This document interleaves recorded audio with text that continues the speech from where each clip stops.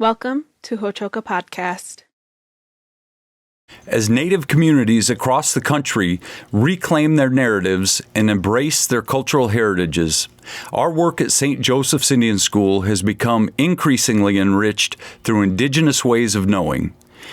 It's time to ask, well then, what about an Indigenous evaluation framework for our students? Hello, Mitaki'epi, and welcome to Hochoka, here at the center of St. Joseph's Indian School's campus. I'm Scott Wooster, your Hochoka host. Today, we're joined once again by Dr. Melanie Nadu. She is here on campus this week working with staff involved in program evaluation, our health center, and our counseling services area to create and implement an Indigenous evaluation framework for those programs. So welcome back again, Dr. Mel. Thank you. Yeah, it's good to have you. So you were able to spend some time on campus following some of our people around in our counseling services and our health center, and you got a chance to look at the campus a little bit. A lot of our viewers, whether they're family members or they're donors, have seen some of the campus, but you got a little more intimate look at that when you were able to tour. Could you just give our viewers an idea of what you found here so far? Well, I have to say, just to share some fun background, when I was in graduate school, I used to send little small donations to the school. Okay. And so when Really? I was contacted, I was like, wow, Yeah. I remember this school. Yeah. And I used to love the little fun packs I'd get. Yep. Yeah, so I was really excited. I was really excited to come and visit. And I have to say that I'm really, really impressed with the work that's being done here and the mindfulness around the students' needs and what can be done. Yeah. Just want to commend the team for the great work that they're doing. I had so much fun touring the campus, talking with the people on the ground doing the work that is so very important and foundational, and just hearing how the employees they love working here. Yeah. And they've been here a very long time. Yeah. So, and have grown in their capacity in working with Native people. So it's really great to see that. And so I really had a great time visiting and seeing the work that's being done. Excellent. Evaluating students with Indigenous measures, something that's an Indigenous way of knowing. Why is that important, again, for us, for our students and our families? So, and just to bring us back on the importance of identifying those values and starting there and ensuring that those values are identified with whoever is involved in the process, and whoever, if it's parents, if it's, family members, if it's students, just ensuring that we're grounded in the values when we start the work. Mm-hmm. So I worked with this one tribe in particular in Minnesota, and me and my team, and we were in the process of building capacity to do Indigenous evaluation. And so we were out in the field working with them, and we had this big, huge, sticky wall that filled up the entire wall, and we said, okay, we're going to start at the end. What are you trying to do? And the state of Minnesota hired us to implement an Indigenous evaluation framework, and that was the first time the state of Minnesota had ever put out a call for entity to apply an Indigenous evaluation framework, and they were funding it. Wow. So me and my team were very excited, and we're like, hey, this is the first time we've ever seen a call like this. We applied. We ended up getting awarded the funds to work with Minnesota tribes, and we had just a wonderful experience. And the way that work articulated the process was different for every tribe, and we learned so much, and we evaluated ourselves in the process of doing this work. Well, with the one community, we were mapping out, okay, they were already into the work probably their third year. Mm-hmm. And so they already had been doing this for a while. So we said, okay, what are you trying to do? So we went right back to ground zero, say, okay, what are you trying to do? And really fleshed out that long-term statement. And then we worked our way back And we said, okay, what are the activities that you're doing? And then just mapped it, moved the sticky notes around. Okay, what do you need to do this? And after we got done, the whole entire wall was just packed with information. Mm-hmm. Well, when I looked at that and I assessed where they had been and where they wanted to go, and looked at the reports that were being reported to the state, mm-hmm. over 50% of the information was missing. Okay. And so the tool that was being used was limiting the information uptake because they weren't asking the right questions. And so I asked the state, I said, why are you collecting this information? And then, the individuals that were working on these programs, they were just report the same thing again and again and again. Because it was, the form wasn't being responsive to where they were at. Right. And what they were doing. Yeah. And they weren't asking the right questions. And the state said, oh, it's because that's what we've always done. And I said, and then they had a different reporting process for the tribe. And so it was very burdensome. So here you have someone that's implementing program, that's doing great work, that's spending a lot of time doing a process that's not benefiting anybody. Right. And so we restructured that process of capturing this information because what's important at the core is that you're capturing the story of what's happening. So I'm also a trained mixed methodologist and, a huge advocate for saying we need to collect, our quantitative data, but we also need the qualitative data, the story behind what is happening here. And we need to understand how how to integrate that information to tell a very enriched story that has both types of data in it that's integrated. Yep. So. And if you're working with the tribes in Minnesota to do this in order to help those tribes, and you're doing it to help the state of Minnesota, right? I mean, that's who the contract is with. And if you do your job right, it's a win-win for everybody. The state learns how to better understand the tribes on their level, and you learn more about the tribes to feed back to them, and it just brings about a better understanding. Absolutely. So this is work that, has since, well, it's interesting because the projects are still going. And then I'm no longer, part of the evaluation team.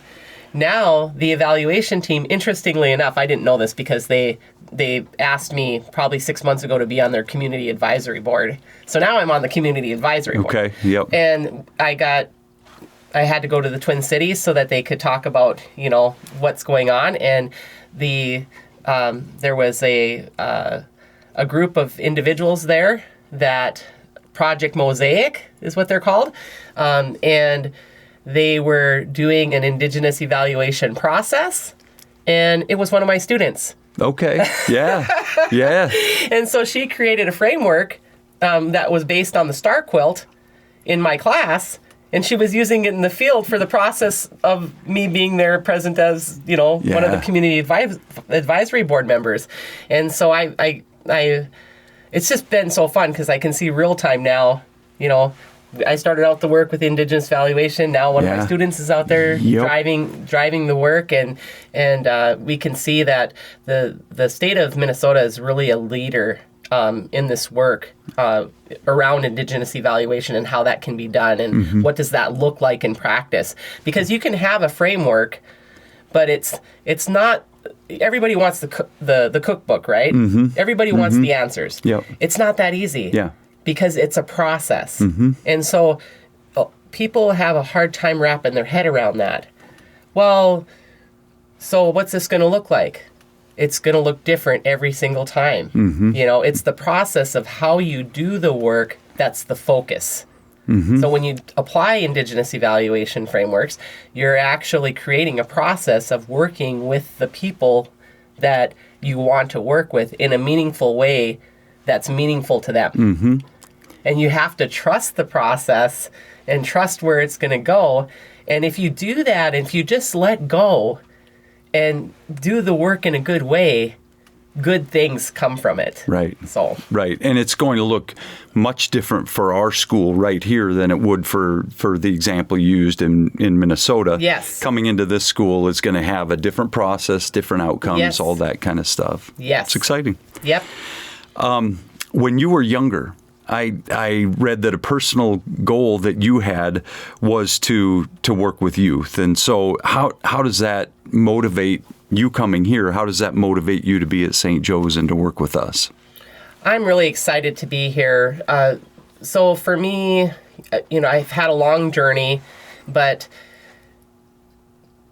like I said, whenever you're working with tribal communities, you should always be grounded in having the elders inform your work, having the youth inform your work. Mm-hmm. And so I like to keep grounded in the work and visit, work with the community, see where the students are at, because things have changed a lot over time. And just the problems that the youth are facing today, the things that they're dealing with today, I would have never have envisioned myself when I was a youth. It's a totally different time. It is. It's a totally different place, and they're dealing with some very huge issues. You spent some time in our program evaluation areas yesterday, and the work that we're doing, we've said it many times, it's unfolding and organic in nature. It'll kind of takes its own course, which you have a sense of appreciation for that, as I do, to watch that process happen, which I like. As we come up with a process that makes sense from an Indigenous perspective, what is in your toolbox specifically? If you open that up, what are some things about the evaluation that are going to be wildly different than if we just use standard methods? So I think it really comes down to the level that you're thinking at. Like I said, you can get too far into the weeds, and you always have to. I always start with, who am I gathering information for, and what's important to them to know? And I think we skip that step a lot. Yep. We get stuck in these, like, oh, this is standard information that we need to collect. This is standard information. And then the information, we're not being responsive to change. We're not being responsive to what's happening. We're not being responsive into what's needed. And if you just stop and think about it, to have a tool that's stagnant, it really doesn't make a whole lot of sense. Like, eventually you're going to have to revive that tool, reground that tool, ensure that it's still measuring what you think it's measuring, ensure that you're getting the information that you need. If you go back to the drawing table and you say, okay, who are we serving? Why are we collecting this information? Because you all here are doing this a lot of work, and you're working in a lot of realms, working in a wraparound fashion. You can get lost in the weeds very easily. There's so much that you can look at. It can blow up on you really fast. So it's very important to say, who are we gathering this information for? If we're gathering this information for our donors, hey donors, what kind of information is important to you? Well, we want to hear stories. Well, then maybe we need to be implementing a process of creating digital stories and then evaluating the impact of those stories. Did those stories, is this what you wanted? Is it, are you feeling the impact that's important to you? Are we demonstrating that through this story, shared story? That's the kind of thing that you want to be looking at. Yeah. Not how many stories did we create? Right. Right. How many students created a story? So it just really comes down to, why are we collecting what we're collecting? Who are we serving? What's important to them? How can we tap into that in a meaningful way? And then let's evaluate that process in a way that makes sense for whoever we're serving and the very people that we're getting the information from. And when we gather that information, you always want to pause and say, did we get it right? Is this what you want? Are we representing you in a way that's meaningful for you? Are we tapping into the impact that you feel that this has had on you? Are we capturing that?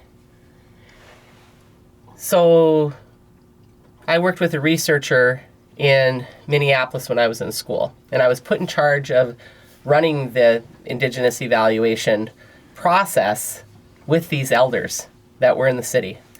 And I worked with like 4 cohorts of elders over probably 5 years of time.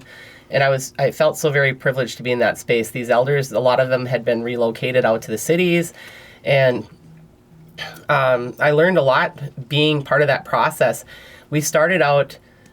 Every meeting we started out with a talking circle and prayer and passed around an eagle feather. There was a traditional leader there that would lead us through that process and give us the spiritual guidance that we needed. And it was so powerful. I learned so much through that process. Well, I was a graduate student, and they didn't teach Indigenous evaluation in school. Right. I had to try to figure this out. And how did I do it? Well, I did what I thought was right. And one of the things was when I gathered this information from the elders, I'd give it back to them. I say, did I get this right? Like, did I interpret what you said correctly? And they'd go through it and they'd be like, oh no, this isn't right. You want to adjust this, you want to do that. And the one elder told me, he said, Mel, you're the first person that's ever given me information back that they gathered from me. That's sad. And he had been involved in a lot of initiatives throughout his life. He was an elder. And I thought at that moment, I'm like, I'm not going to be that person. Right. Like, I'm always going to, the very people that I'm collecting information from, I'm always going to bring it back to them first. I'm always going to make sure that they have the time from me to say, did I get this right? And when you do things that way, it just turns out good. Right. It just turns out good. And when I worked with the elders and this researcher, this is when I really started understanding that we need to go back to the drawing board and create our own measures and making sure that we're asking what we want to know and not getting too caught up in the details. And the researcher was thinking that they were measuring knowledge. And they said, okay, if we bring in all of these traditional folks that talk about the traditional use of tobacco, the medicinal and positive and spiritual impacts that tobacco has, and we worked with these elders to grow the tobacco, to understand the varieties of tobacco out there, what was indigenous to the land that they were from, and they grew their own tobacco. The researcher thought she was measuring knowledge. So if we brought in all of these traditional folks to teach about traditional tobacco, the knowledge should go up, and the comfort level of talking about these things should go up, and we should be able to change social norms. Wrong. Because it's not, certain people have the right to talk about those things at the community level. And so it's not just a matter of increasing knowledge. Right. Because the very people that you're increasing, that's an important part of it, but that doesn't necessarily mean those are going to be the ones who deliver the message. Right. Because from a cultural perspective, that person is different than what mainstream approach would take. And so that researcher wasn't doing or measuring what she intended to do because she wasn't culturally grounded and did not understand how that worked in tribal communities. And that's like a real practical answer of why it's important to start over here. At its most basic level, what I'm hearing you say is you walk in and you read the room. You don't walk in with a clipboard to get the data. There's a way of doing things. Exactly. Perfect. So you're going to be back in the podcast room again with me and with some other people, the heads of a few different areas in the school, who we'll get to talk with a little more as you meet with them this week, and we'll get to see what kind of knowledge is gleaned from those conversations and what kind of direction we're plotting for our school based on some of the teachings that you've been bringing to us, which is great. So thank you for what we did in this session, and I'll look forward to the next session. Thank you. Absolutely. And thank you to our viewers and our audience for joining us here at Ho-Chokeh at the center of St. Joseph's Indian School campus, where we talk about issues that are central to Native American education today. Until next time, stay centered.